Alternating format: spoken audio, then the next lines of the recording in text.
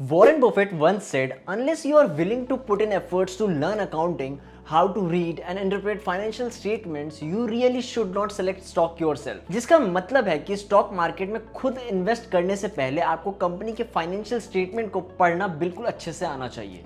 Previous video में हमने annual reports पढ़ना सीखा था और हमने ये समझा था कि फाइनेंशियल स्टेटमेंट के 3 कंपोनेंट्स भी होते हैं, बैलेंस शीट, इनकम स्टेटमेंट और कैश फ्लो स्टेटमेंट। और अब बारी है पहले फाइनेंशियल स्टेटमेंट की, जो कि होता है बैलेंस शीट स्टेटमेंट। ये कंपनी की फाइनेंशियल पोजीशन बताता है और शो करता है कि कंपनी के पास कितना एसेट है और कितनी लायबिलिटीज है। सोचो, अगर आपसे कोई पूछे कि आपकी फाइनेंशियल पोजीशन क्या है, तो सबसे पहले आप देखोगे कि पॉकेट में कैश कितना है। मान लो 10,000 रुपए, फिर आपका फोन जिसकी वैल्यू 40,000 रुपए है और आपने कई जगह पे पैसों को इन्वेस्ट भी कर रखा होगा, तो आपका टोटल एसेट हुआ मान लो 5 लाख रुपए। पर वेट, अगर मैं आपसे पूछूं कि what about your credit card bill, your phone EMI और कोई दूसरा लोन या फिर दोस्त से लिया हुआ उधार जो आपको वापस करना है, तो टोटल मान लो उसका हो गया 1 लाख रुपए। तो यही सारी जो चीजें हैं, इन्हीं को हम टोटल लायबिलिटीज कहते हैं। यानी किसी भी इंडिविजुअल की फाइनेंशियल पोजीशन में एसेट के साथ साथ ऑब्लिगेशन भी काउंट होते हैं और कंपनी की बैलेंस शीट भी इसी तरीके से काम करती है, जिससे आप कंपनी के फाइनेंशियल स्ट्रेंथ का आइडिया लगा सकते हैं और ये डेटा नेक्स्ट ईयर के लिए भी कैरी फॉरवर्ड भी होता है।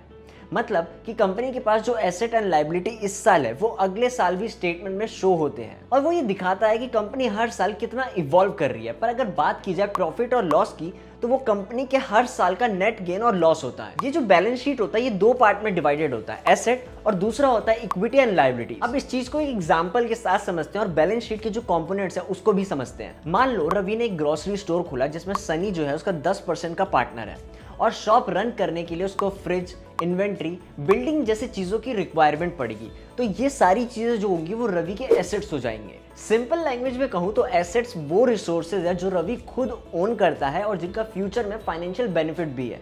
आगे बैलेंस शीट में एसेट को जो है 2 पार्ट में डिवाइड किया जाता है, करंट एसेट और non current asset. Current asset जल्दी से पैसे में कन्वर्ट हो जाते हैं, जैसे रवि के पास जो इन्वेंट्री है यानी सामान है जिसको वो बेच रहा है, जिससे उसको तुरंत पैसे मिल जाएंगे। रिलायंस इंडस्ट्रीज के केस में करंट एसेट पिछले 5 सालों से इंक्रीज हो रहा है, जो कि एक पॉजिटिव फैक्टर है। दूसरी तरफ नॉन करंट एसेट्स लंबे समय तक रवि के शॉप में रहेंगी, जैसे कि फ्रिज और बिल्डिंग, और ये रिसोर्सेज जल्दी से पैसे नहीं बन सकते हैं, इन्हें बेचने में टाइम लगता है और इसको लॉन्ग टर्म एसेट्स भी कहते हैं। जिसका मतलब है कि अगर रवि को कभी पैसों की जरूरत पड़ती है तो वो ये फ्रिज या फिर बिल्डिंग को तुरंत बेच नहीं सकता, इसमें थोड़ा समय लगेगा। अब शॉप खोलते टाइम रवि ने बैंक से 5 साल के लिए लोन भी लिया था और सप्लायर से उधार में सामान भी लिया था, ताकि वो शॉप जल्द से जल्द स्टार्ट कर सके। और यही सब चीजें रवि की लायबिलिटीज हो जाएंगी, यानी वो जिम्मेदारियां जो उसको फ्यूचर में चुकानी पड़ेंगी। एंड अभी जो लायबिलिटीज है ये भी 2 तरीके की होती है, current liabilities and non current liabilities. Current liabilities Ravi को तो कुछ ही महीने में चुकानी पड़ेंगी, जैसे कि सप्लायर से उधार में लिया हुआ सामान। दूसरी तरफ नॉन करंट लायबिलिटी जो रवि को लंबे समय में वापस देनी है, जैसे कि बैंक से लिया हुआ लोन जो 5 साल में पे करना है उसको। अब बात आती है इक्विटीज की, और ये भी लायबिलिटीज में ही इंक्लूड होता है, क्योंकि ये वो पैसा होता है जो बिजनेस ओनर को वापस करना पड़ता है।